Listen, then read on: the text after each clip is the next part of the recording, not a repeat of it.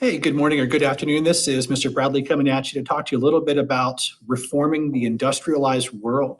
Before we really get too much into that, what I would like to give you an opportunity to do is to think a little bit about the assignment that we had for today. It was chapter 25, section 3 in your textbook. I have a few questions I'm going to ask you about a few of those topics, so you might want to have your notebook handy.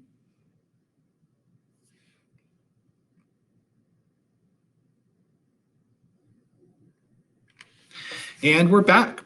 So what we're going to focus on today are ways to think about issues that emerged as a result of the Industrial Revolution. So if we have not done so, let's take a second and to get our notebook set up for today.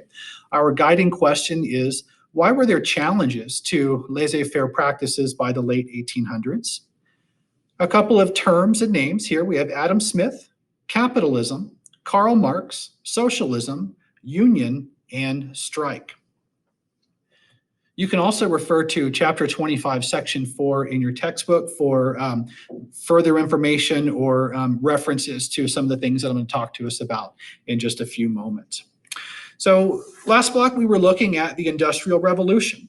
And for the most part, it tended to produce a lot of good things. So what were some of the needs for reform, right? So let's think about, well, what was so good about the Industrial Revolution? There were a lot of products that were now available.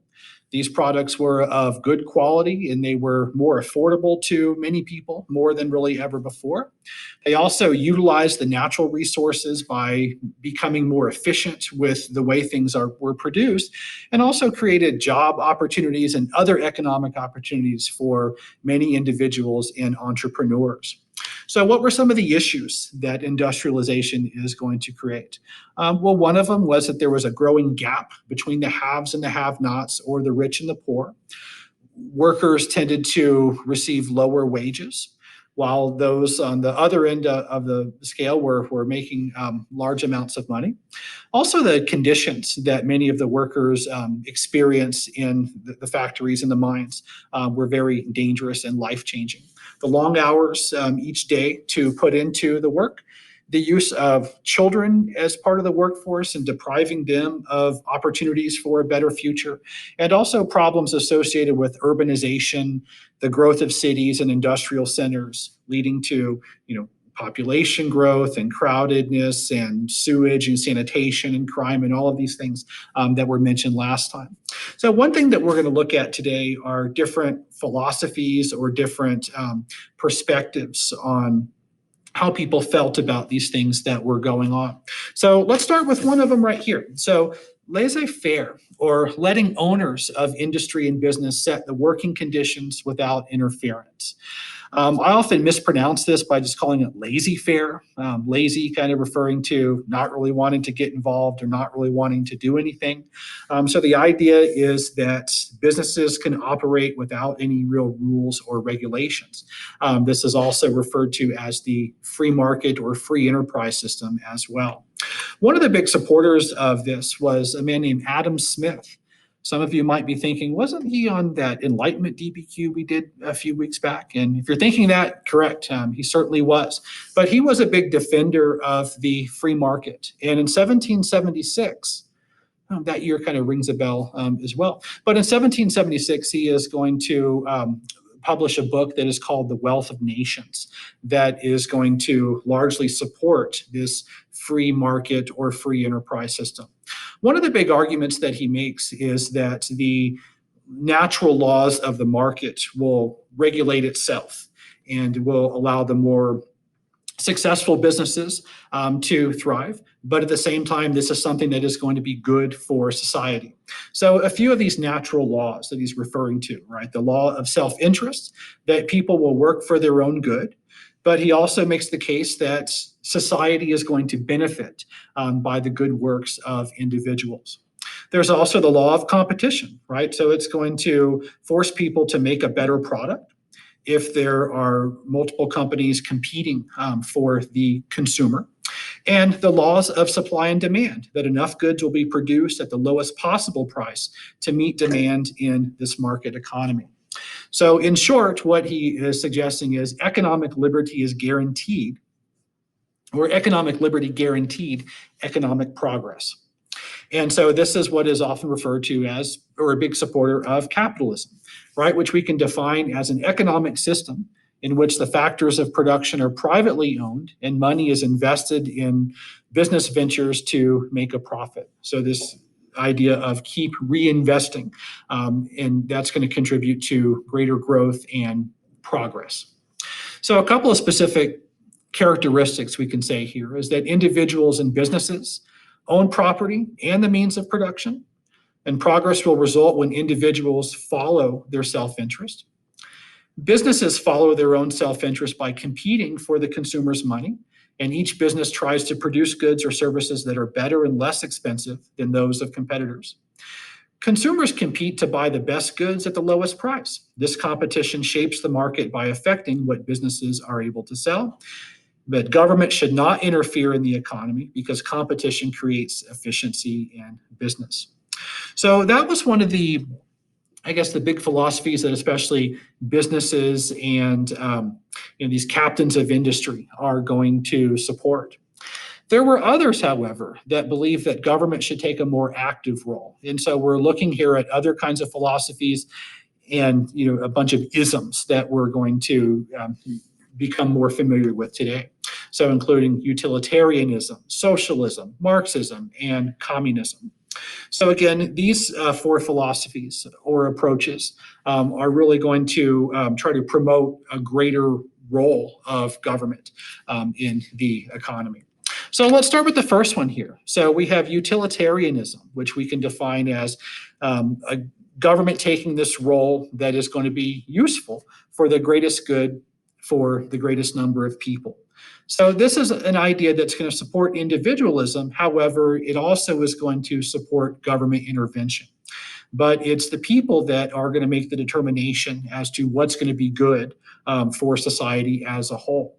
This is something that is going to influence other movements as the 1800s are going to progress.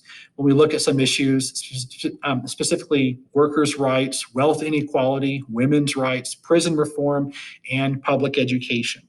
So it's suggesting that government should become more active for the purpose of reaching the greatest good for the greatest number of people. Another philosophy that we're going to look at is socialism. And this is something that was supported by many individuals at this time as well. But this is going to take a different role, or it's going to support a different role of government, that the factors of production are owned by the public and operate for the welfare for all, So it's the idea of not just private ownership of business, but we're talking about government ownership as well. So the idea here is that the government should plan economic activity rather than just the free market. And the government should take control of factories, mines, railroads, and other key industries, and ultimately would end poverty and to promote a sense of equality. So again, these are a couple of philosophies that are challenging the free market. It's suggesting that there is an imbalance that is developing. We'll take this a step further to another ism. We will call this one Marxism, which we will describe as a more extreme form of socialism. So this is really going to come from a couple of individuals. So in 1848, Karl Marx and Friedrich Engels are going to write a 23-page pamphlet that is titled, excuse me.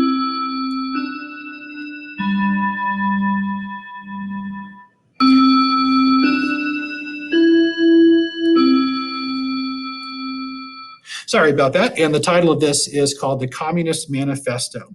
So in this pamphlet, it is going to argue that historically societies have been divided by the haves and the have-nots. And in this case, we're talking about the employer versus the workers, and often referred to as the bourgeoisie and the proletariat. And so one of the arguments or cases that's being made by this work is that, well, you have some groups that are benefiting very well off of the sweat and labor of the have-nots, as if they are being taken advantage of. And so to take this a step further, some of the main arguments that are mentioned in the Communist Manifesto is that, well, this industrial revolution had made the wealthy wealthier and kept the poor and impoverished and kept them poor and impoverished. But it also predicted that the workers would overthrow the owners and to create this new society. So the idea that the workers would operate these production centers. At this point, the government is going to be run by a dictatorship of the proletariat. So someone that's going to govern in the interest of the people as a whole. But over time, once things begin to work on their own, what is eventually going to happen is that government is going to dissolve and communism is going to be the result. So what we can define communism as is a form of complete socialism in which the means of production would be owned by the people, right? So we're talking about the land, the mines, the factories, railroads, businesses, and so forth would be owned by the people. Private property, in effect, would cease to exist, and all goods and services would be shared equally. So when we think about the immediate impact of this, so this came out in the mid 1800s, and there were a few uprisings. But what we will really see is more the long-term effect of this, that Marxism is going to inspire revolutionaries in Russia, in China, and in Cuba in the 20th century. So those were a few examples of philosophies that are challenging the hands-off approach by the government and felt that there needed to be more intervention into protecting the interests of the people as a whole.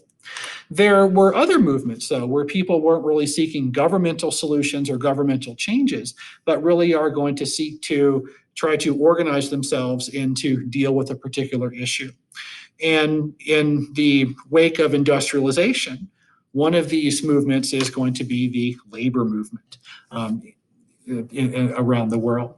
So the labor union movement is going to grow out of workers' discontent, right? So what were some of the things that workers were not very happy or satisfied about? Oftentimes it was the amount of money that they made, which prevented them from living in nicer places or having access to nicer things, the dangerous or hazardous conditions that they worked in, or the long hours of the day that they spent at work without they felt really receiving the dignity of the worker that they represented.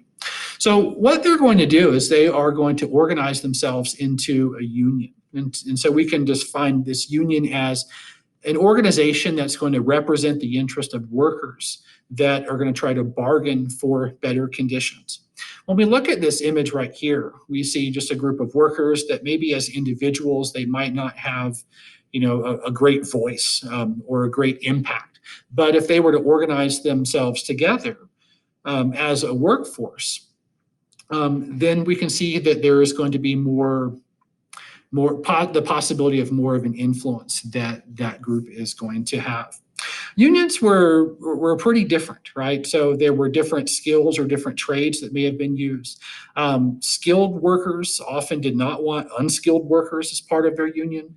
If you're a skilled worker, not everybody can do the same thing that you do.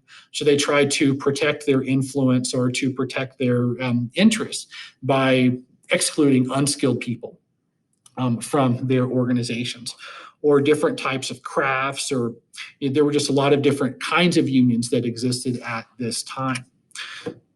So when we think about the impact of the labor movement, well, what is it that they wanted to do? Ultimately, they wanted to bargain with their employers. They were trying to compromise for whatever the conditions or whatever the grievance or complaint that they may have had. At the time, laws tended to favor the businesses over the worker, right? And so the businesses themselves were holding a lot of the cards. And if there were points where maybe compromises were not going to be made, workers could go on strike. So we can define strike as a refusal to work. Now, striking was usually the last resort, right? Because if you go on strike, that means that you don't work. And if you don't work, you don't get paid. And if you don't get paid, your life is going to become a little bit more difficult because you're already trying to get better wages than what you already made. So when people are not working, they're not getting paid, and that puts extra financial hardship on them. But sometimes you really have no other option than to go on strike. Oftentimes, strikes are going to end violently and oftentimes on the side of the businesses rather than the workers being able to improve those particular conditions. Over time, and I'm talking about 50 years or so, this is a kind of a long span that we're getting at, but over time there will be gradual improvements in the types of things that workers were trying to make, but it wasn't going to be an easy road. So we're looking at over time that better pay will be achieved by workers. Maybe the number of hours in the day that workers are going to be required to work. Maybe the conditions in the factories and the mines are going to be improved upon. And other regulations that would protect women in the workforce, but also banning child labor or how many hours children are able to work in a factory or a mine. So again, they were organizing themselves as a means to improve their particular situation. This is also going to contribute to other movements for reform as well. So other targets, we can say, that are resulting from some of these negative effects of industrialization. The abolitionist movement, something we've already focused on a little bit in this class, certainly is going to be very active around this time. We're also looking at movements that are aiming to expand rights for women, maybe economic rights or more political rights, specifically the right to be able to vote. Other targets for reform movements are going to address problems of the cities, whether it's crime or sanitation or just crowdedness or living conditions.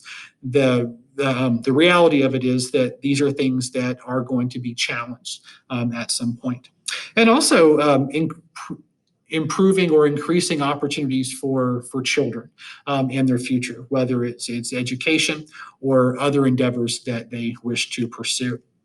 So some of the big takeaways for us today is that, yes, industrialization had many benefits, but also had some negative consequences as well. There were growing support for government intervention to address many of these consequences, but there were also other movements that were promoting more dramatic changes that would be necessary for a more, fair and equitable society as a whole. And also others sought to just organize themselves to improve specific issues. So I hope that's been helpful for us, and y'all have a wonderful day.